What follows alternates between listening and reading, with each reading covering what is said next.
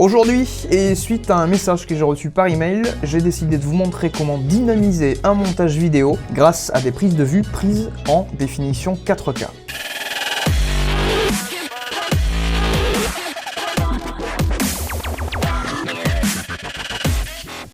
Effectivement, c'est Pascal qui m'a envoyé un message il y a quelques jours pour me demander ce que je pensais de la Web TV qu'il a lancée, notamment d'une émission en particulier, une émission consacrée au métal ou au hard rock. Et de mon côté, je trouvais que le montage de son émission était pas assez rock'n'roll pour moi, et je me suis dit tiens, je vais faire cette petite vidéo qui pourra peut-être vous servir aussi, et qui pourra vous donner quelques petites astuces pour dynamiser un petit peu plus vos vidéos sur YouTube ou vos vidéos en général. L'idée première de cette astuce, c'est d'abord de filmer dans une définition 4K, ou tout du moins dans une définition supérieure à votre définition de sortie. Donc étant donné que les vidéos sont en HD la plupart du temps sur YouTube, filmées en 4K, c'est pas encore dépassé.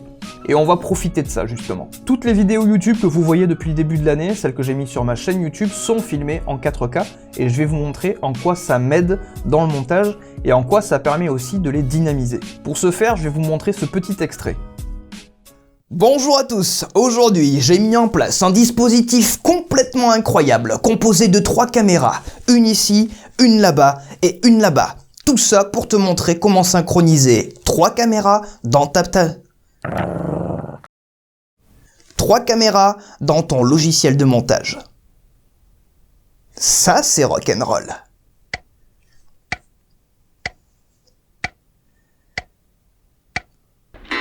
Ça, c'est rock'n'roll.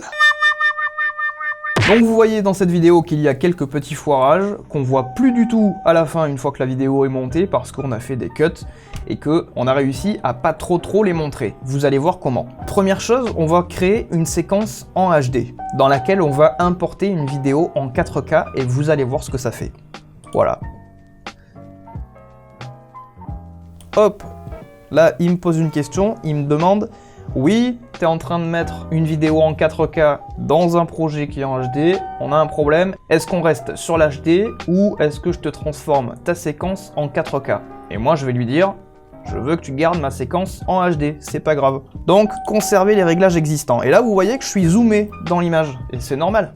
La vidéo est 4 fois plus grande que ma séquence. Il faut que je dézoome à l'intérieur pour avoir mon image normale telle que je l'ai cadrée au tournage.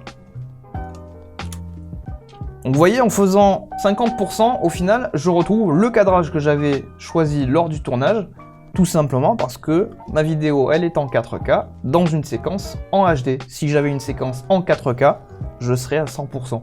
Ça veut dire qu'en fait, je peux zoomer sans aucun problème jusqu'à 100% de ma vidéo, sans voir un seul pixel. Et ça, c'est génial. Même si je me mets à 100%, j'ai un maximum de qualité. J'ai plus qu'à recadrer correctement. On va voir en quoi ça peut nous aider à faire un montage dynamique. Je retourne à 50%, donc là c'est ma séquence de base. On va essayer de monter un petit peu tout ça, d'enlever les blancs, d'enlever les respirations qui pourraient un peu péter la dynamique du projet. Bonjour à tous, aujourd'hui j'ai mis en place un dispositif complètement incroyable composé de 3 caméras. On va supprimer toute cette partie. Incroyable.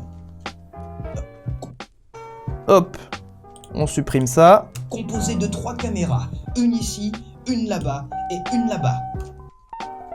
On supprime toute cette partie et on recolle les morceaux. Hop. Incroyable, tout ça pour te montrer comment synchroniser 3 caméras dans ta... Petit foirage, je vais évidemment le virer. 3 caméras synchronisées.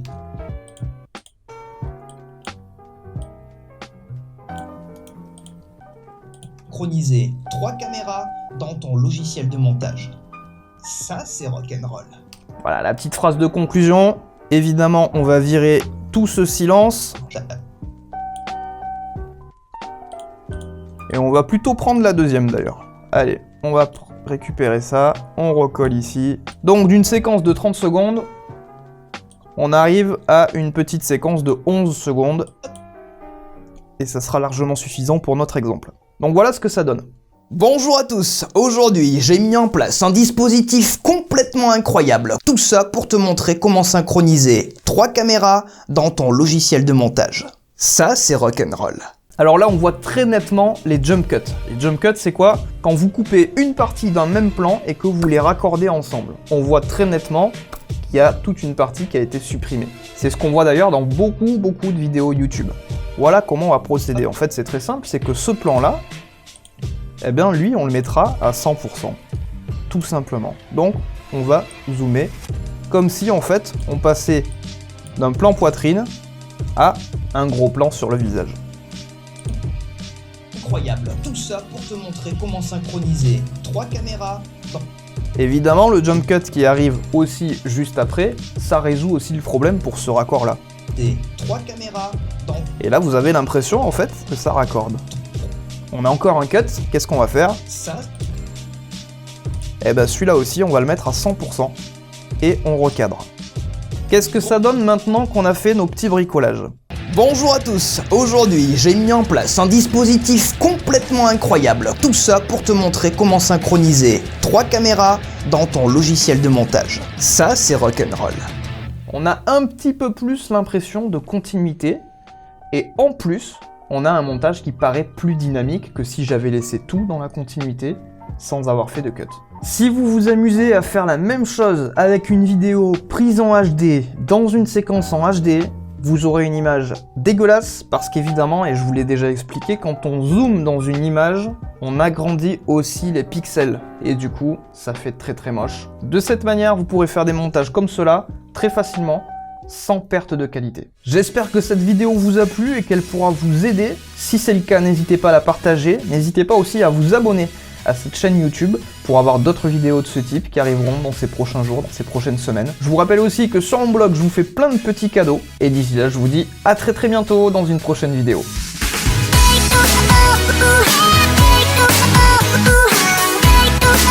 Oh,